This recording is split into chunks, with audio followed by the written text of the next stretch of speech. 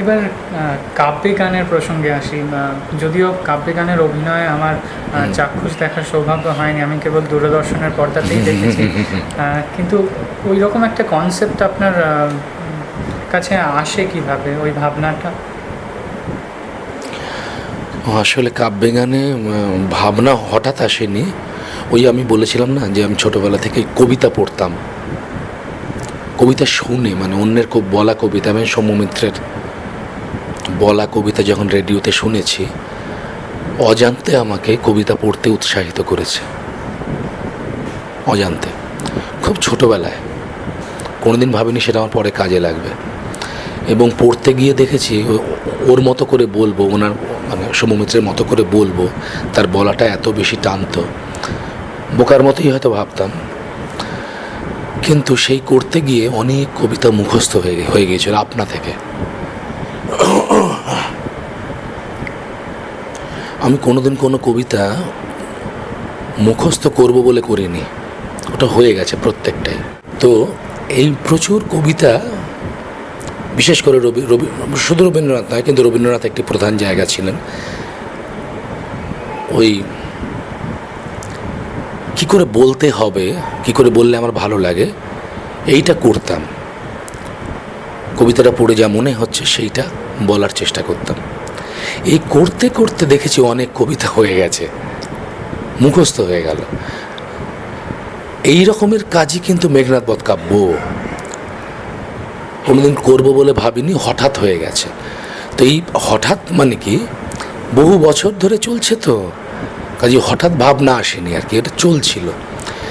এবার যখন অভিনয় শুরু করলাম তখন দেখলাম যে কবিতা এমন একটি বিষয় যেখানে খুব কম কথায়, খুব কম শব্দে অনেক কথা বলা যায়। আর অভিনয়ও তাই, একটি ছোট্ট ডায়লগে বা ছোট্ট কথায় অনেক নানা রকমের ভাব প্রকাশ করে একজন অভিনেতা। বড় অভিনেতার কাজ তাই। তো সেইটা দেখলাম দুটোতে মিল আছে। তখন অভিনয়ের চর্চার জন্য কবিতাকে বিষয় হিসেবে নিলাম। নাটক করবো বলে নয়, কিন্তু কবিতার এই লাইনটাকে এরকম করে বললে কি মানে আসে, সবটাই কিন্তু একজন অভিনেতা হিসেবে।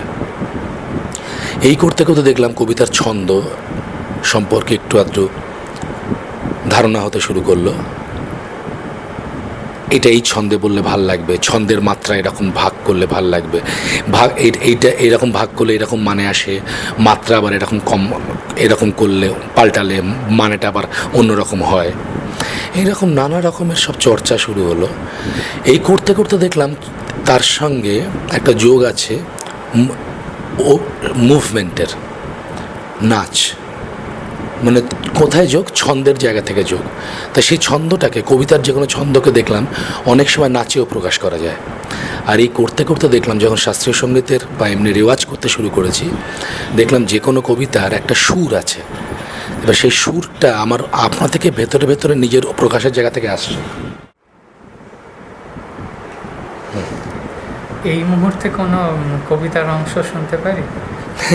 এখানে কি ধরো, এই যে কবিতা থেকে যে গান হয় বা সুর কি করে কাজে লাগে, তাহলে একটা ধরো এরকম উদাহরণ।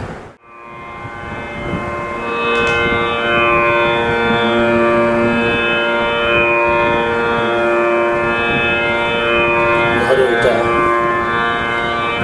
শক্তি চট্টোপাধ্যায়ের একটি কবিতা। ছোটবেলায় একদম খুব, মানে কলেজেরও আগে পড়া, বলতাম, মুখে মুখে বলতাম, তারপরে বলতে ভালো লাগতো। তবে হঠাৎ এটা করতে গিয়ে একটা এর সুর হয়ে গেল।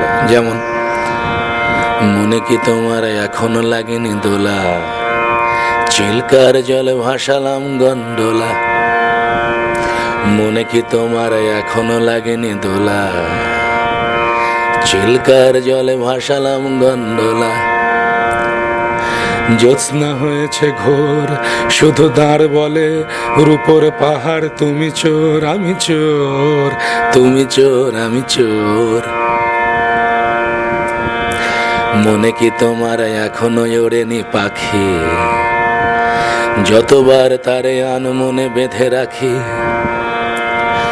উড়ে যায় দূর বনে, এখনো ওড়েনি পাখি কি তোমার মনে? তুমি চলে গেলে পশ্চিম থেকে পূবে, এ ভুবনময় বলেছিলে বেয়াকুবে। তুমি চলে গেলে পশ্চিম থেকে পূবে, এ ভুবনময় বলেছিলে বেয়াকুবে।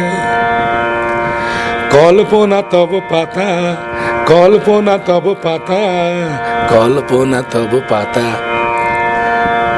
সেই সত্যই প্রাণপণ আমি পড়ে আছি কলকাতা, পড়ে আছি কলকাতা, পড়ে আছি কলকাতা।